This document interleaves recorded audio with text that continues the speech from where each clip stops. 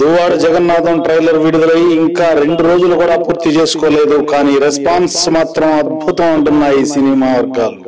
ఇంతవరకు బాహుబలి 2ను మినహాయిస్తే theatrical trailers లో మొదటి స్థానం రామ్ చరణ్ హీరోగా నటించిన ధృవ 81 లక్షల వ్యూస్ సంపాదించి మొదటి స్థానంలో నిలిస్తే, ఆ తర్వాత 2వ స్థానాన్ని బాలయ్య ఆక్రమించాడు గౌతమిపుత్ర శాతకర్ణి, దానికి 78 లక్షల వ్యూస్ వచ్చాయి.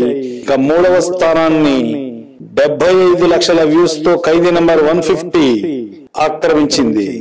ఇక 4వ స్థానాన్ని 69,25,000 వ్యూస్ తో కాటమరాయుడు సొంతం చేసుకుంది. ఇప్పుడు దువ్వాడ జగన్నాథం 2 రోజులు కూడా పూర్తి చేసుకోకముందే 58 లక్షల వ్యూస్ ను రాబట్టుకుంది. ఈ జోరు ఇలాగే కొనసాగితే బాహుబలి తర్వాత తెలుగు సినిమాలలో అత్యధిక వ్యూస్ పొందిన థియేట్రికల్ ట్రైలర్ ఇదే కావచ్చు. అటు బన్నీ ఇటు అభిమానులు కూడా ఈ సినిమా విడుదల కోసం ఆతృతగా ఎదురు చూస్తున్నారు.